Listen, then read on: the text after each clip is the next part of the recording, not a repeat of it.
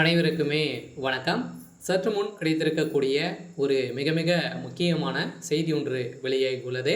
சற்று முன் செந்தில் பாலாஜிக்கு 14 ஆண்டு சிறை நீதிபதி வழங்கிய தீர்ப்பு. இது மாதிரி பார்த்தீங்கன்னா செய்திகள் வெளியே இருக்கு. இப்போ பார்த்தீங்கன்னா சதுரடியாக செந்தில் பாலாஜி அவர்கள் சட்டத்துக்கு விரோதமான பணப்பரிமாற்ற வழக்கில் சிக்கி 1.5 வருட காலமாகவே பார்த்தீங்கன்னா அவர் புழல் சிறையில் இருந்து இப்போ இல்லாத அமைச்சராக தான் இருக்கார்.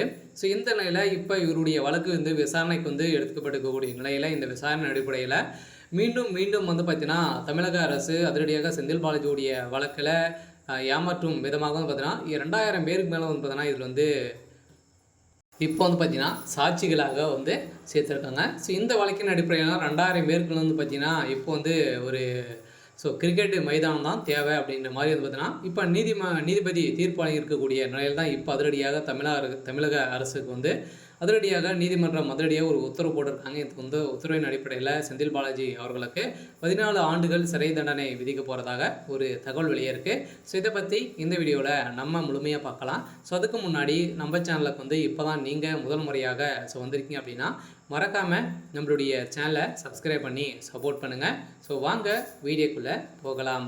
ஸோ பார்த்தீங்கன்னா செந்தில் பாலாஜி அவருக்கு ஏற்கனவே சட்டத்துக்கு விரோதமான பண பரிமாற்ற வழக்கில் வசமாக சிக்கியிருந்தார். ஏற்கனவே அதிமுக ஆட்சி காலத்தில் போக்குவரத்துறை அமைச்சராக இருக்கும்போதே அதில் வேலை வாங்கி தருவதாக பார்த்தீங்கன்னா அவர் நிறைய பண மோசடிகள் செஞ்சிருக்காரு அப்படின்ற மாதிரி பார்த்தீங்கன்னா குற்றப்பிரிவு போலீஸார் இவர் மீது வழக்கு பதிவு செய்து இவர் பார்த்தீங்கன்னா ஒரு 1.5 வருட காலமாகவே புழல் சிறையிலும் இருந்திருக்காரு.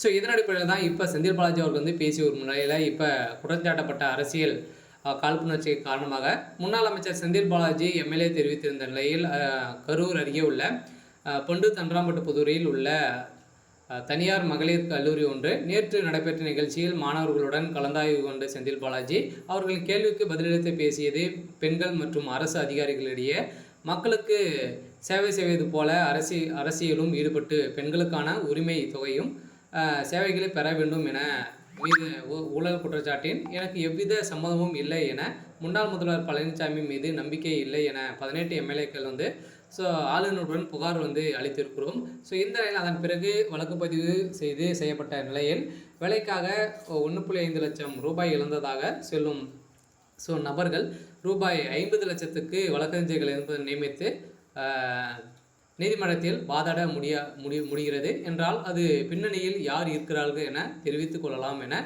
குற்றச்சாட்டுகள் வைத்திருக்கக்கூடிய நிலையில் இதற்காக பார்த்தீங்கன்னா செந்தில் பாலாஜியோடைய வழக்கில் பார்த்தீங்கன்னா தப்பியதுக்காக திமுகவுடைய அரசு அயராமல் பாடுபட்டு இருக்குது. இருந்தாலும் செந்தில் பாலாஜியோடைய கதை ஒட்டுமொத்தமாக முடிய போகுது. சரி, ஓகே. ஸோ இன்னைக்கான அப்டேட் இதுதான். ஸோ மறக்காமல் நம்மளுடைய சேனலை சப்ஸ்கிரைப் பண்ணி சப்போர்ட் பண்ணுங்கள். தேங்க்யூ.